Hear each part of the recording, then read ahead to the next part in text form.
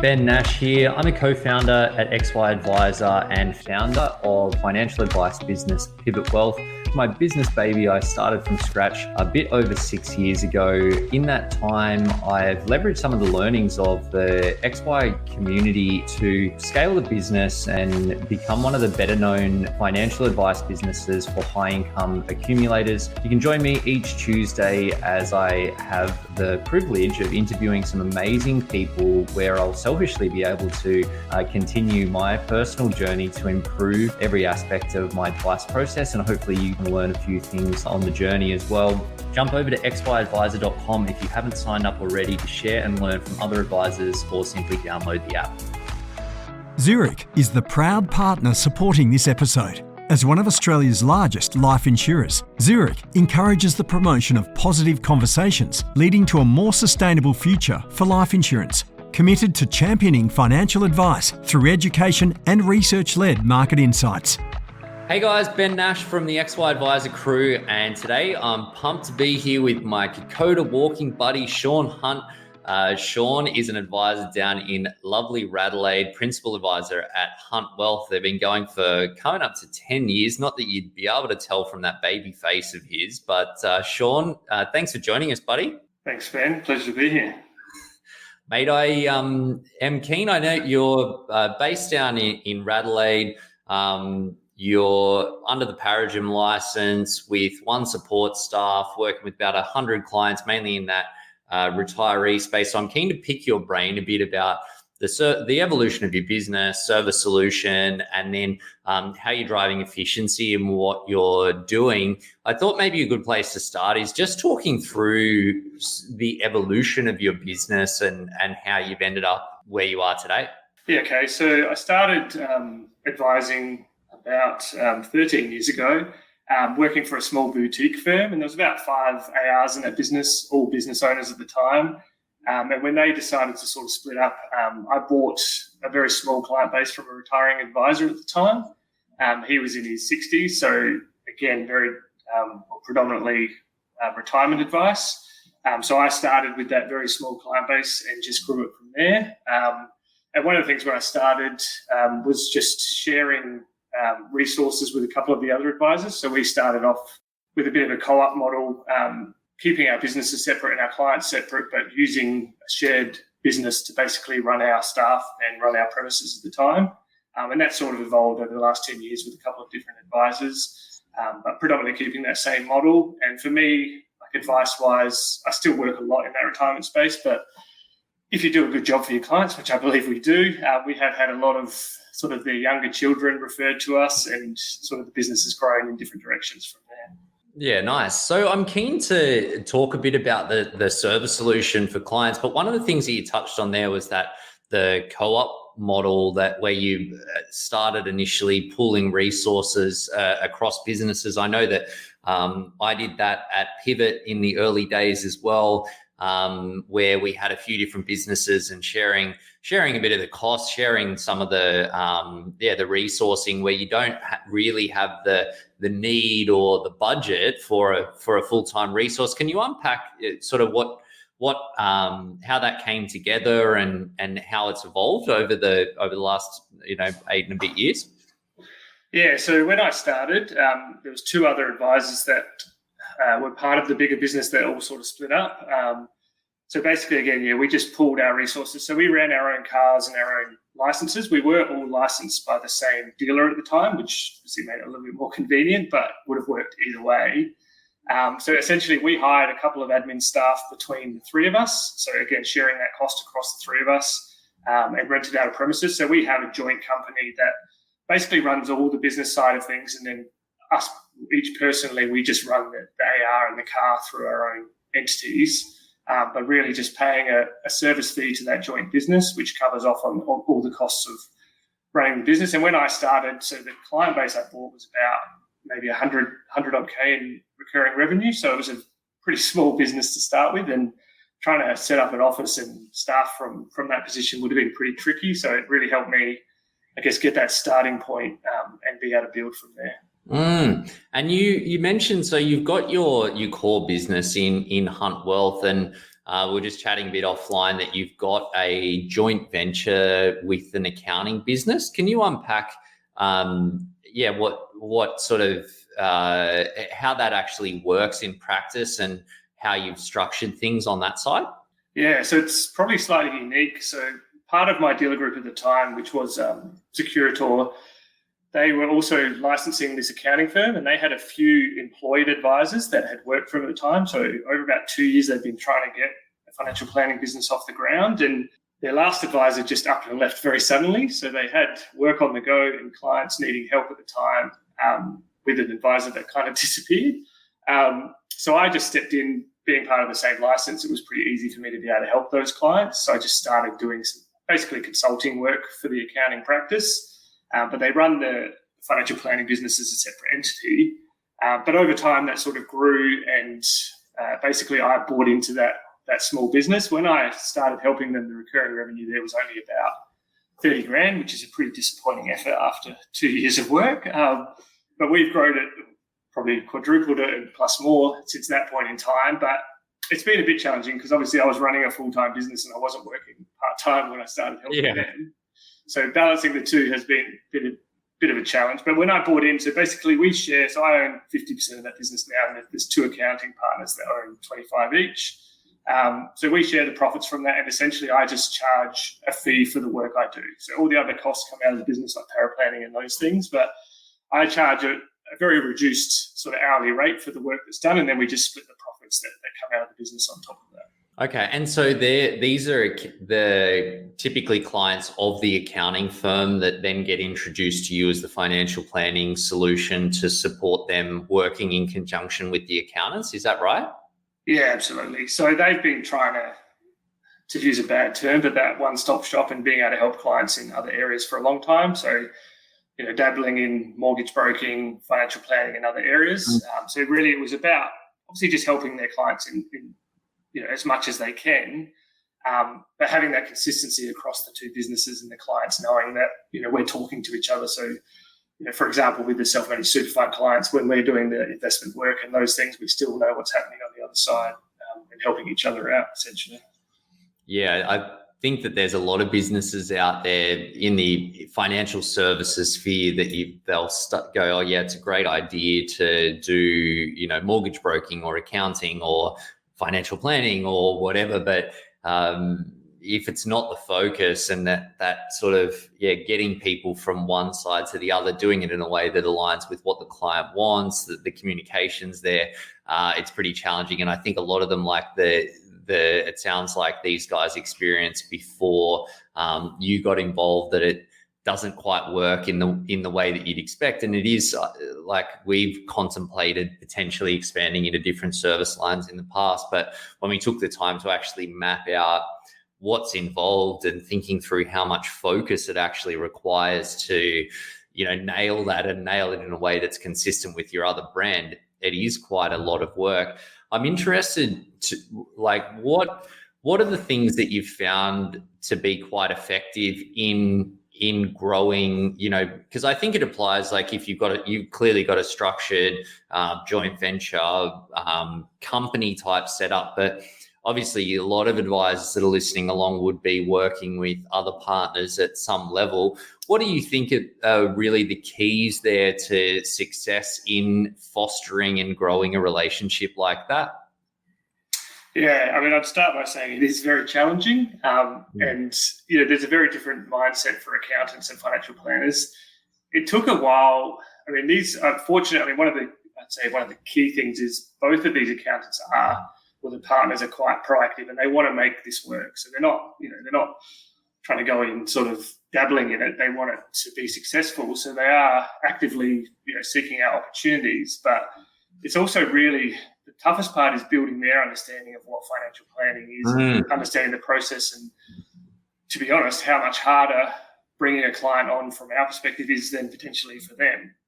Not to, I value the work they do, but financial planning is pretty challenging and it hasn't gotten any easier over the last few years. So it's really their understanding of not only the process, but also, potentially how long it takes to nurture a financial planning client. So going from the first meeting to actually getting paid sometimes is a bit of a stretch for accountants.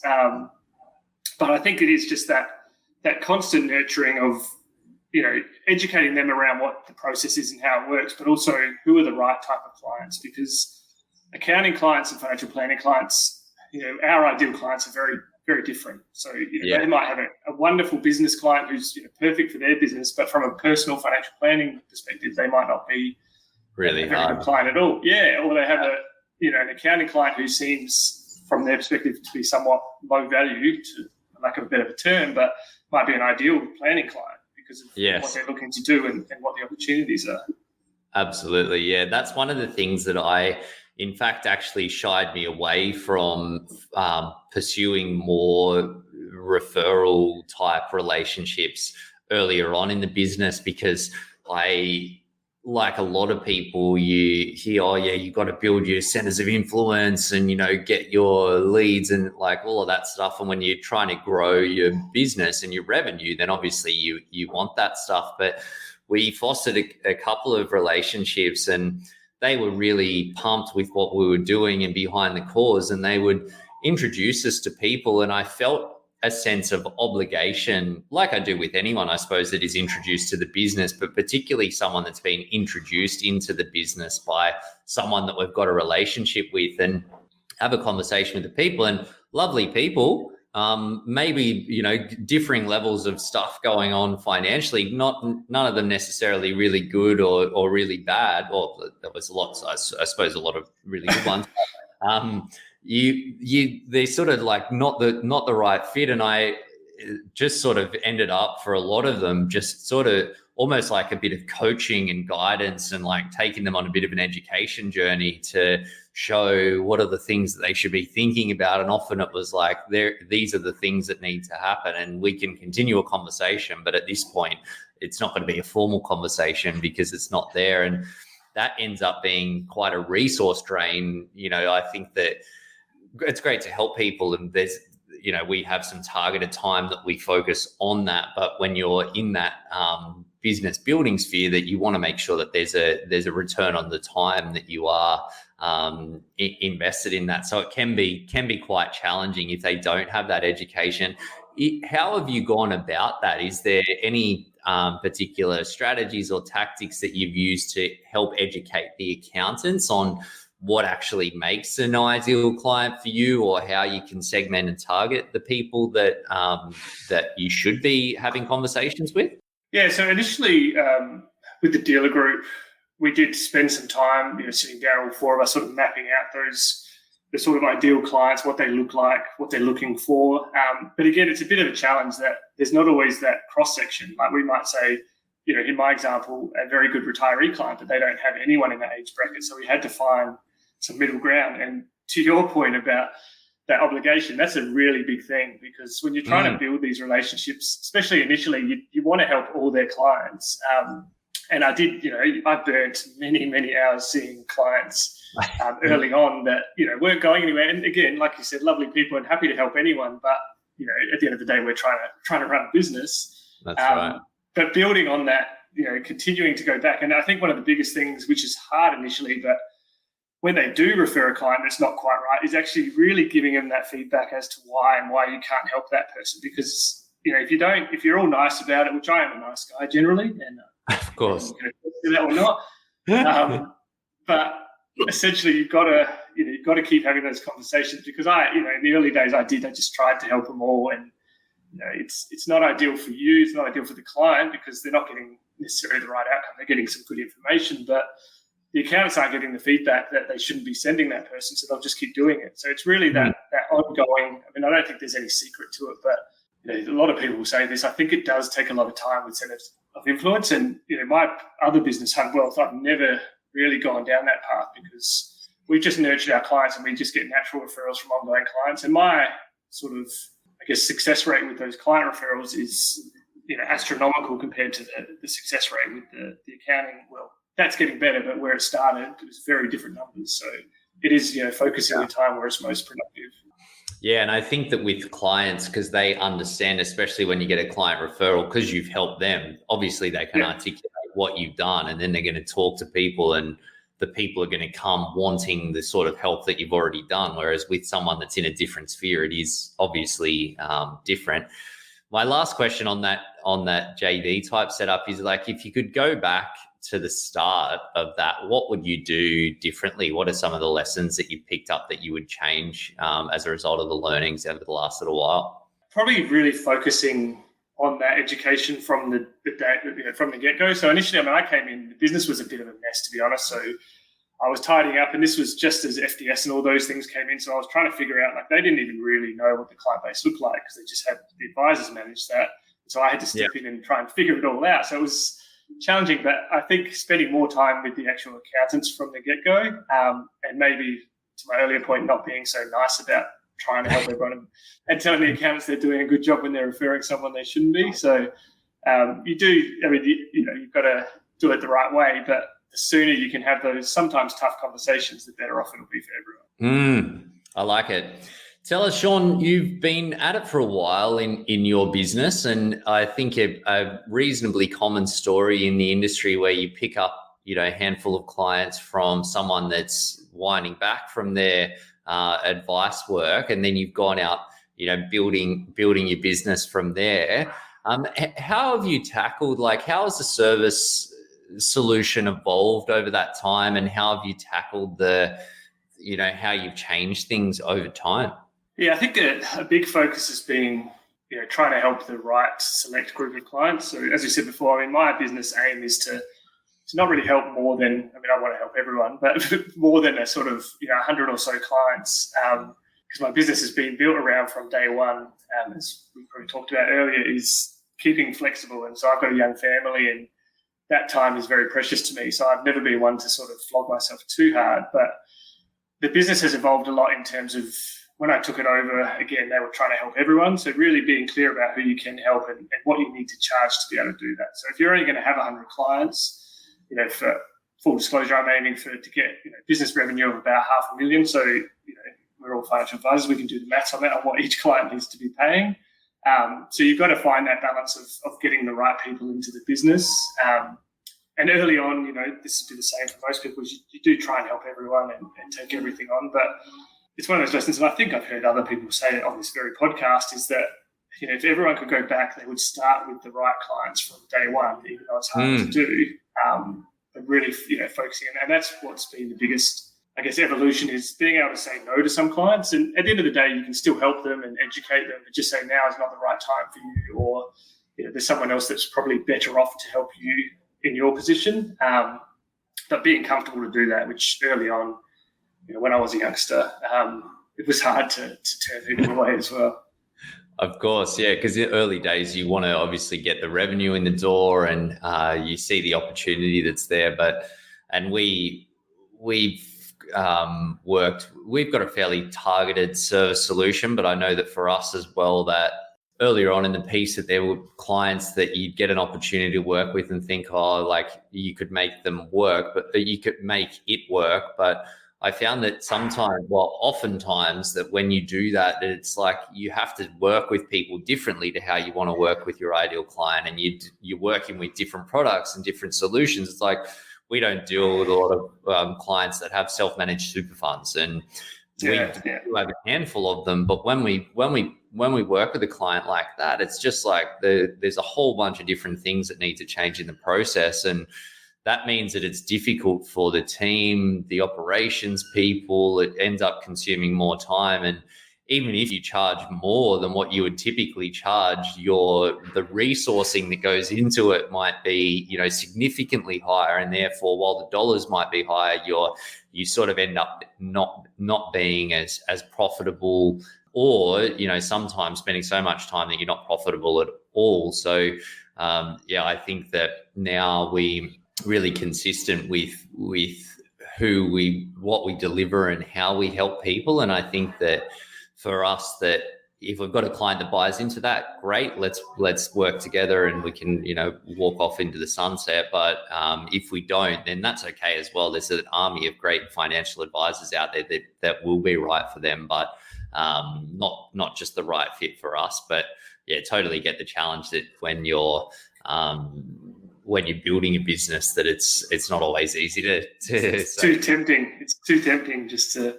But it's like you say, I mean, when you've got your business working with the right clients, it's a beautiful humming machine. Everyone knows what they're doing and why they're doing it, and the clients are getting the best outcomes. And as soon as you try and adapt that machine to the client, something falls off, and it's never the best outcome for anyone. Yeah.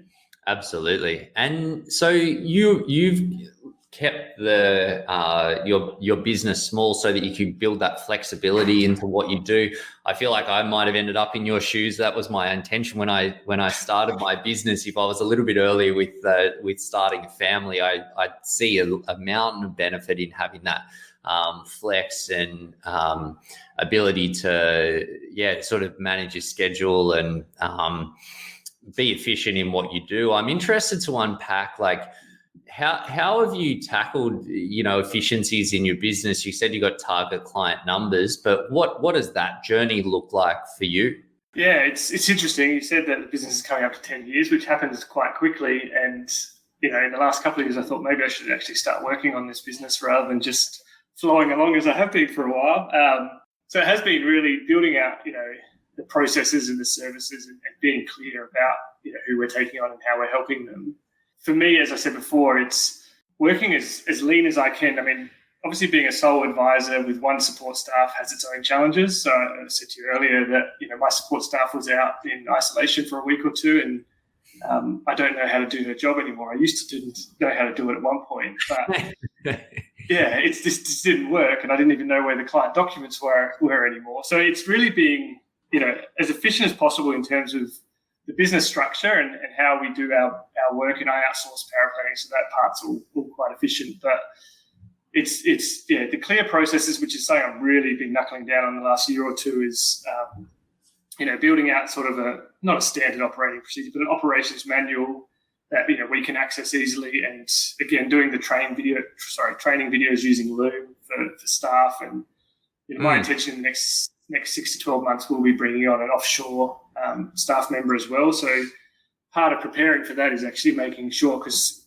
my CSO, she's awesome. She knows what she has to do. So when I've done my work, I give her the file. Everything's sort of done. It's not me chasing her up or following her up. But when obviously I bring in another staff member, it's all going to change. I can't just assume they know everything like she does. So that's been a bit of a focus on actually getting the business into better shape and not being so reliant on what's in my head or what's in Kerry's head at the moment.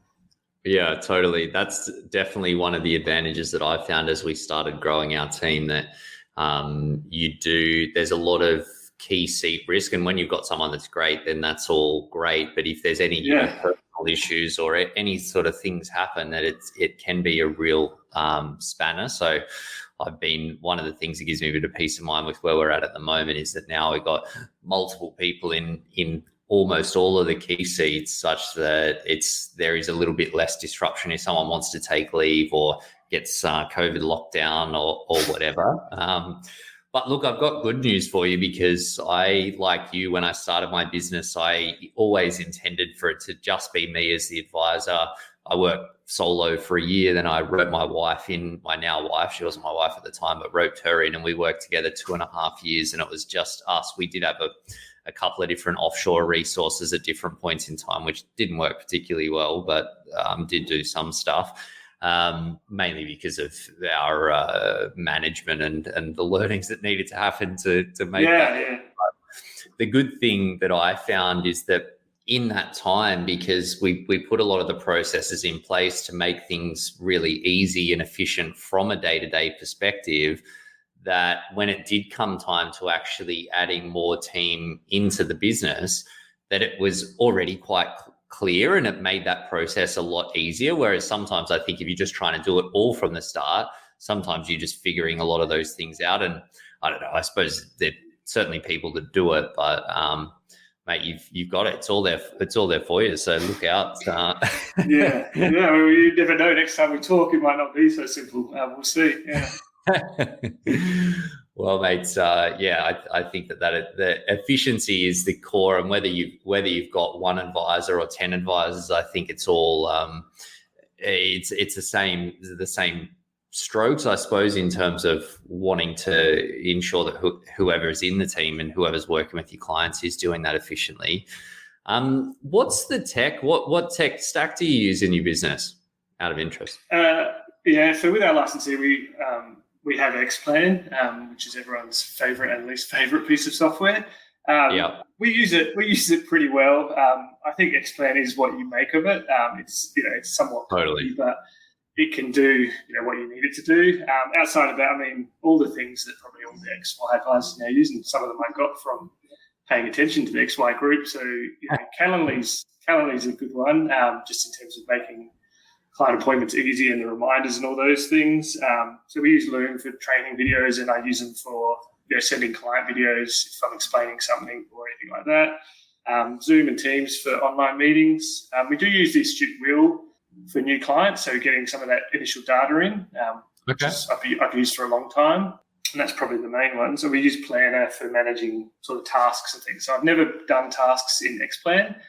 We did get burned by Xplan once. So with my original licensee, when we left, they just deleted everything. So we kind of were hesitant to ever build everything out into Xplan again. So we have gone a little bit outside of that, but it's that same thing of trying not to have 10 different softwares we're logging into. So now trying to find solutions that might not be perfect, but they sort of link into each other really as well.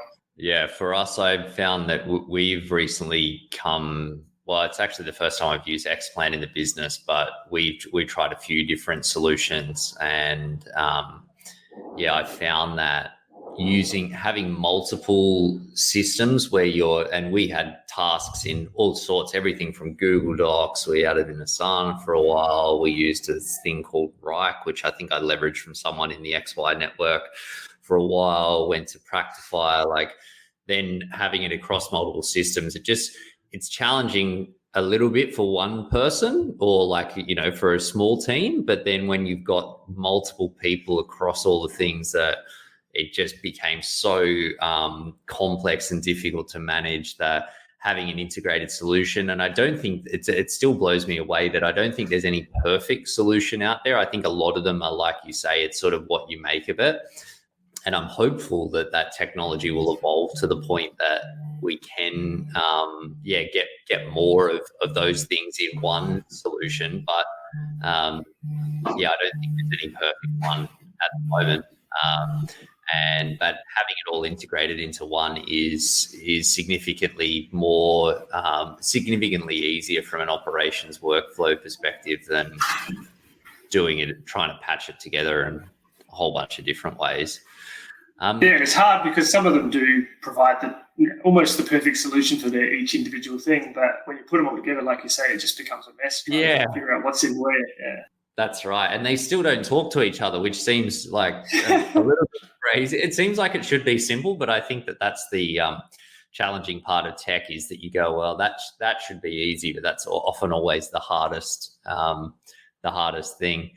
Just talking on that, efficiency and maybe tech, maybe not tech, but with the learnings that you've had over the last, almost 10 years, if you were to go back to the start, thinking about your workflows and how you're working with clients, what would you do differently there?